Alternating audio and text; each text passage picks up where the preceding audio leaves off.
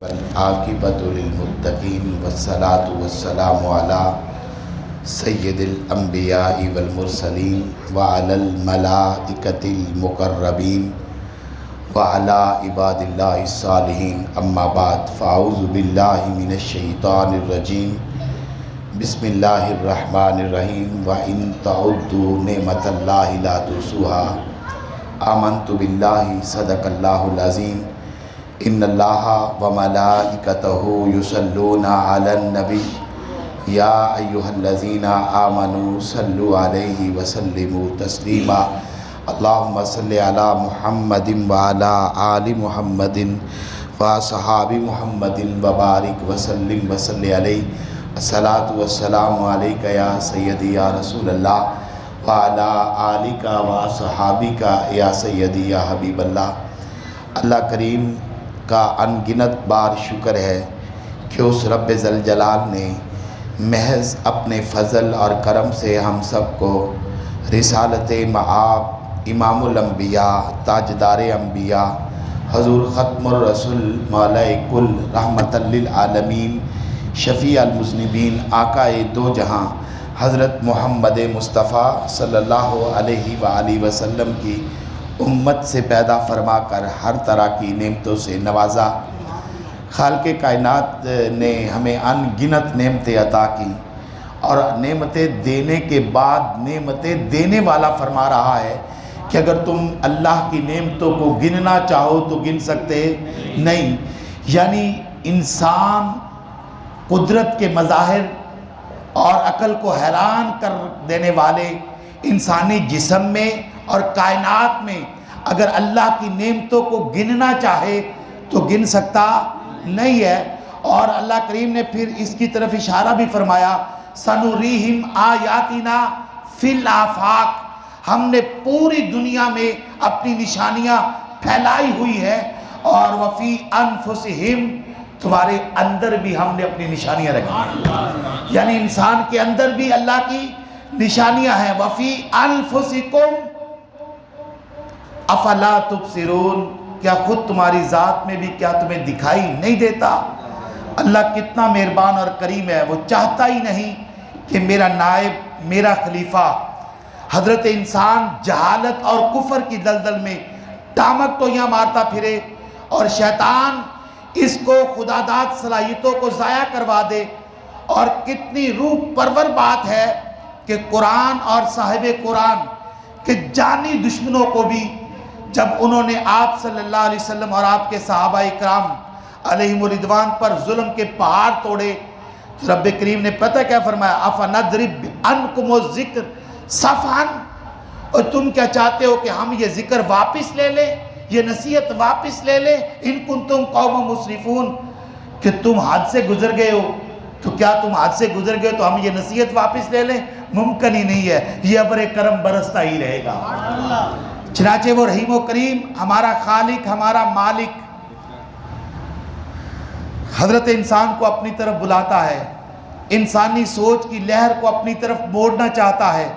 कभी शम्सो कमर के गुरूब व तलू की हिकमत बयान करके, कभी लैलो निहार के ज़रिए, कभी मौसमों के तगय्युर व तबद्दुल का जिक्र करके, कभी हवाओं का जिक्र करके, कभी अपनी करिश्मा सादियों का जिक्र करके बंदे को अपनी तरफ बुलाना चाहता है। यहाँ आज के दरस में मैं अर्ज़ करना चाहता हूँ, दरख्तों में ज़रा गौर कीजिए। दरख्त में तना और जड़ दो हिस्से होते हैं। कुदरती तौर पर तना ऊपर जाता है, जड़ नीचे जाती है।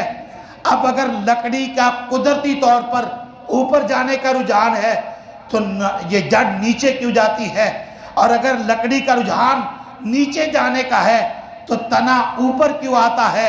मालूम होता है लकड़ी भी अपनी नमू में किसी और के इख्तियार में है, जिसका वो इख्तियार है उसे रब्बुल आलमीन कहते हैं।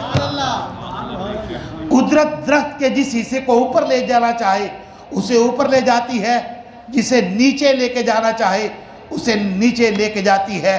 महज एक बीज का फलना फूलना फिर दरख्त का बन जाना, ये इंसानी बसात की से बाहर है।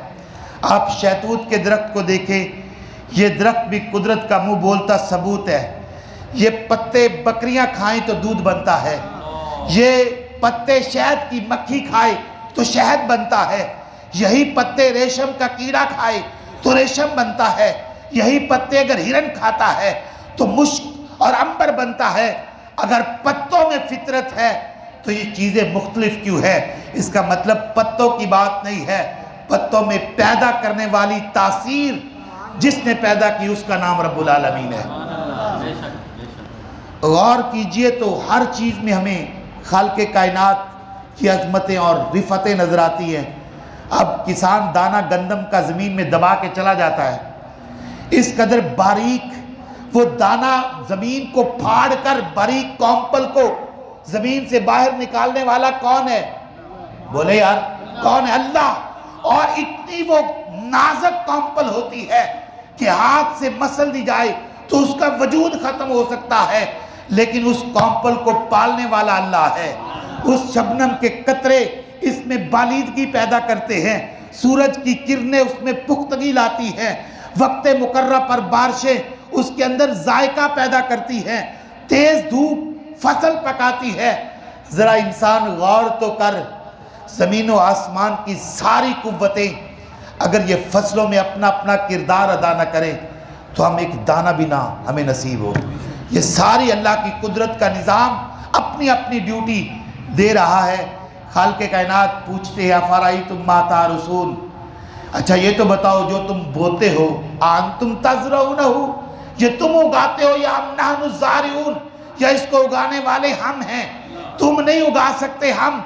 और फिर अल्लाह करीम ने कमाल के अंदाज में कहा कि अगर तुम कहो ना मैं उगाता हूँ तो लौ नशाउ लजअलनाहु हुतामन फज़लतुम तफक्कहून, अगर हम चाहें तो पकी पकाई फसल को चूरा चूरा कर दें और तुम हैरान रह जाओ। अल्लाह अकबर। और फिर अल्लाह करीम किस किस अंदाज में इंसान को झंझोड़ के कहता है, फ़मिन कुल्लिस समराती जअल फ़ीहा ज़ौजैन। अलम नबातात पौधों में चले जाएं, अब अमले तौलीद इस तरह होता है कि हवा या अशरात नर पौधे के तौलीदी अज्जा लेके मादा पौधे में मुंतकिल करते हैं जिससे फल फूल लगते हैं। क्या उसका निज़ाम है? इंसान खुद अपने आप को देखे। हज़रत मौला अली शेर खुदा करमल्लाह वजहुल का कौल मुबारक है, पाक है वो ज़ात जिसने चर्बी की एक बोटी से हमें दिखाया, ये आँख में चर्बी है ना, इससे दिखा दिया, और नरम हड्डी से सुनवाया, और गोश्त के टुकड़े को बोलने की ताकत अता की। अब देखें ना, इंसान का पूरा जिस्म गोश्त का है, फिर बोलने की खासियत इस ज़ुबान की में, इस गोश्त में क्यों है? ये उसी की कुदरत है। औरत जब माँ बनती है तो इसकी गोद में बच्चा आता है और सीने में दूध उतरता है। जो ग़ज़ा वो पहले खाती है अब भी वही खाती है, ना ग़ज़ा तब्दील है। फिर दूध कहाँ से आया? अगर ग़ज़ा का असल दूध है तो पहले भी तो ये ग़ज़ा खाती थी, और अगर ये औरत की खासियत है तो फिर विलादत से पहले दूध क्यों नहीं आता? मालूम होता है ये असर ना ग़ज़ा का है ना खाने का है, ये कादरे मुतलक की कुदरत है जो रंग बरंग तरकारियों के खून का रंग देता है, और जब चाहता है खून को दूध की सफ़ेद धारों में बदल के इंसान को अता कर देता है। और मज़े की बात है कि जब तक बच्चे की दूध की ज़रूरत होती है दूध आता रहता है, और जब ज़रूरत ख़त्म तो दूध भी ख़त्म। अल्लाह अकबर। और फिर गौर करें, बच्चे के पैदा होने पे दूध इंतहाई पतला और ज़ोद हज़म होता है, क्योंकि मैदा गाढ़ा हज़म नहीं कर सकता।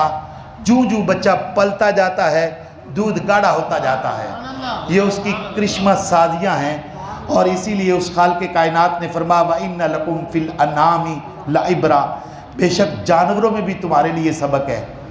नुस्कीकुम मिम्मा फी बुतूनिही मिन बैनि फरसिम व दमिन लबनन खालिसन साइगन लिशारिबीन, बेशक जानवरों में तुम्हारे लिए सबक है, इनके पेट में जो कुछ होता है गोबर और खून के दरमियान से साफ और पीने वालों के लिए खुशगवार दूध हम पीने को देते हैं।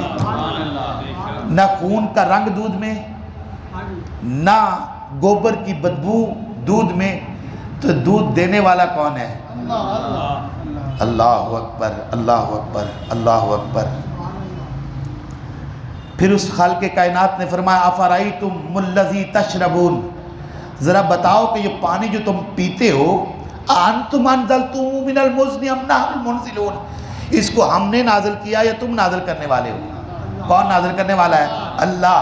तो अल्लाह करीम फरमाता अगर तुम कहो ना ये मेरी मेहनत है तो सुन लो, लौ नशाउ जअलनाहु उजाजन, अगर हम इसे कड़वा कर दें, सारी ज़मीन के पानी को कड़वा कर दें, फलौला तशकुरून, फिर तुम रब का शुक्र अदा क्यों नहीं करते?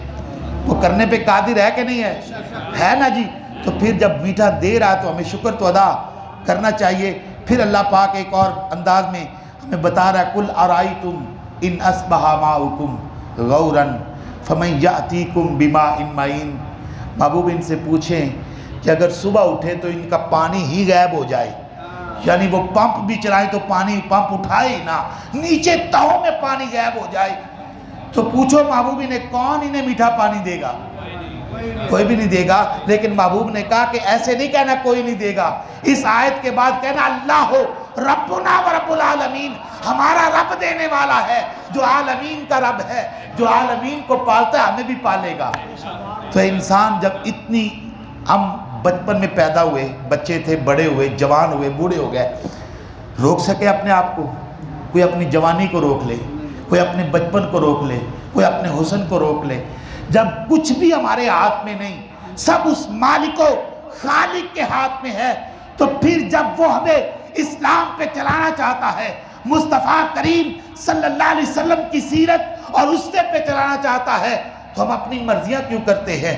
फिर अपनी मर्जियां भी उस रब के हवाले करके सजदे में सर रख के कहे सुबहान रब्बियल आला, हमारा रब बड़ा ही आला है और इतना आला है कि वो नामुमकिन को मुमकिन कर सकता है। वो सारी कायनात का मालिक व खालिक है। जब वो इतनी कुदरतों वाला फय्याज, वो कहता है कि मेरा तारुफ पता क्या? नब्बी इबादी अन्नी अनल गफूर रहीम, ए महबूब मेरे बंदे मेरे बारे में खबर लेना, पूछे अल्लाह कैसा है, पूछे ना महबूब, नब्बी इबादी मेरे बंदों को मेरे बारे में खबर दो, इन्नी अनल गफूर रहीम, बेशक मैं तो बख्शने वाला हूँ और रहम करने वाला हूँ। उसने तारफ अपना डरा के नहीं किया, उसने कहार और जब्बार का तारफ नहीं करवाया।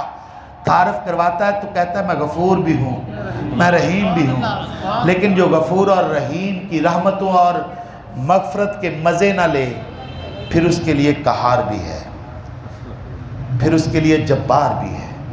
क़यामत के दिन यही पूछेगा ना, ऐनल मुतकब्बरून, किधर है तकब्बर करने वाले? आज तो मेरी बादशाही है, किधर है वो बादशाह जो जुल्म करते थे? किधर है वो लोग जो अपने आप को सब कुछ समझते थे? आज तो मेरी बादशाही है। तो क़यामत के दिन तो उसकी बादशाही होनी है। अब भी उसी बादशाह मान ले तो काम बन जाएगा। अल्लाह अमल की तौफीक अता फरमाए। एक दो लम्हे के लिए ज़िक्र करें